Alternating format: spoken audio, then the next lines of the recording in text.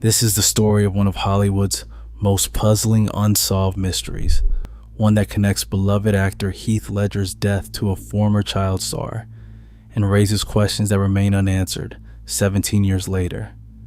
On January 22nd, 2008, Heath Ledger was found dead in his New York City apartment from an accidental overdose. He was 28 years old. The first person his masseuse called was not 911. It was Mary-Kate Olsen. Heath Andrew Ledger was born on April 4th, 1979, in Perth, Western Australia. His mother Sally taught French. His father Kim raced cars and worked as a mining engineer. Heath started acting as a child, working his way up through Australian television before landing the role that introduced him to American audiences, the charming Patrick Verona in the 1999 teen comedy 10 Things I Hate About You. From there, his career took off like a rocket, a true breakout. By 2005, he had earned an Academy Award nomination for his devastating portrayal of Ennis Del Mar in Brokeback Mountain, a performance that silenced anyone who had ever dismissed him as just another pretty face. Off-screen, Heath had fallen in love with his Brokeback Mountain co-star, Michelle Williams. Their daughter, Matilda Rose Ledger, was born on October 28, 2005. Her godparents were Jake Gyllenhaal and Busy Phillips, two people who shared deep bonds with their parents. For a while, it seemed like Heath had everything. But by September of 2007, he and Williams had split, and Heath was struggling. He was battling severe insomnia. In an interview with the New York Times, he described it plainly. "Last week I probably slept an average of 2 hours a night. I couldn't stop thinking. My body was exhausted and my mind was still going." His Imaginarium of Dr. Parnassus co-star Christopher Plummer noticed it on set in London. Heath had walking pneumonia that he was not treating properly, and on top of that, Plummer recalled, he was saying all the time, "Damn it, I can't sleep," and he was taking all these pills to help him. Like fellow actor Philip Seymour Hoffman, who had mentored him about recovery struggles, Heath was caught in a dangerous cycle of prescription medication dependency. Those pills would become central to everything that followed. Now here's where Mary-Kate Olsen enters the picture. In the summer of 2006, when Heath was 27 and Olsen was 20, the two met. According to a source who spoke to People magazine, Mary-Kate and Heath were casually dating for 3 months before Heath's death. They were hooking up, but neither were particularly interested in making it exclusive. What's remarkable is that this relationship was essentially invisible. The paparazzi never spotted them together. They never worked on projects together. Ledger's connection to Olsen wasn't revealed until after he died, but the connection was close enough that her number was programmed into his speed dial. Let's walk through January 22nd, 2008, minute by minute, because the timeline reveals everything. At around 12:30 in the afternoon, a housekeeper named Teresa Solomon arrived at Ledger's apartment in Manhattan's Soho neighborhood. At about 1 o'clock in the afternoon, she went into his bedroom to change a light bulb in the adjoining bathroom.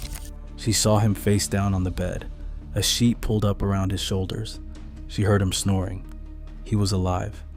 At 2:45 in the afternoon, masseuse Diana Wolozin arrived at the apartment to give Ledger a scheduled massage. Police believe that sometime between 1 o'clock in the afternoon and 2:45 in the afternoon, Heath Ledger died. When Diana Wolozin found him unresponsive, she did not call 911. She picked up Ledger's phone and called the number on speed dial. She called Mary-Kate Olsen. At 3:17 in the afternoon, the first call lasted 49 seconds. According to the New York Post, Wolozin told Olsen that Heath was unconscious and that she did not know what to do. At 3:20 in the afternoon, a second call lasted 1 minute, 39 seconds. At 3:24 in the afternoon, a third call lasted 21 seconds. 9 minutes passed between the first call and what happened next.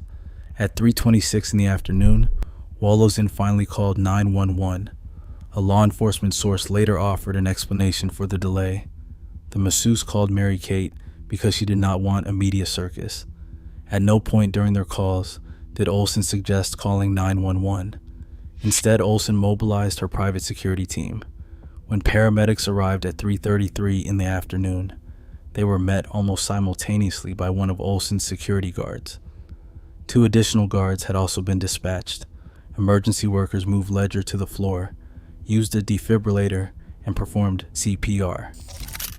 At 3:36 in the afternoon, Heath Ledger was pronounced dead. Olsen then made a 4th call to Olsen. The toxicology report. So investigators started asking, where did those drugs come from?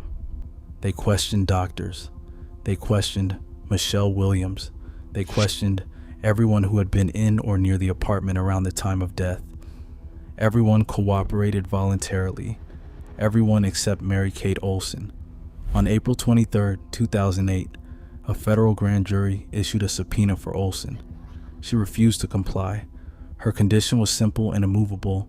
She would not speak to investigators unless she was granted full immunity from prosecution. Other witnesses had answered questions without any such protection. Olsen would not.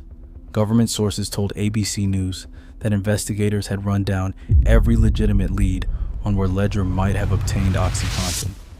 Now, with Olsen refusing to cooperate, they were focused on whether she may have supplied the pills. As one government source put it, maybe she did, or her doctor did. Maybe she had her own supply and shared it with him. On August 4, 2008, Olsen's attorney Michael C. Miller issued a statement. Despite tabloid speculation, Mary-Kate Olsen had nothing whatsoever to do with the drugs found in Heath Ledger's home or his body, and she does not know where he obtained them. 2 days later, on August 6, 2008, the U.S. Attorney's Office in Manhattan closed the investigation. No charges were filed. Prosecutors concluded they did not believe there was a viable target. The federal grand jury subpoena became moot. Olsen never testified. And the source of the oxycodone and hydrocodone that killed Heath Ledger has never been identified. In a June 2008 interview with Elle magazine, when asked about the situation, Olsen said simply, "I won't give you a word on that in the nicest way possible. Let's move on." She has maintained her silence about her relationship with Ledger. She does not appear in the documentary I Am Heath Ledger. The film does not even mention their connection. Meanwhile, as of 2026, Matilda Ledger is now 20 years old, living a quiet, private life in New York with her mother. She has shown no interest in Hollywood. Reports suggest she may pursue a career working with animals. Michelle Williams, for her part, still speaks about Heath with love and grief, telling Dax Shepard, an armchair expert, about her memories of their time together. And every so often, the internet rediscovers this story, most recently through TikTok, where a new generation asks the same questions investigators asked in 2008. Why did masseuse Diana Wolozin call Mary-Kate Olsen before 911? Why did Olsen send private security instead of suggesting emergency services? Why did she demand immunity when every other witness cooperated freely? And where did those 2 painkillers come from? The investigation is closed. The questions remain open. Heath Ledger won a posthumous Academy Award for his role as the Joker in The Dark Knight on February 22, 2009. He left behind a body of work that still resonates, a daughter who carries his name, and a mystery that Hollywood has never solved.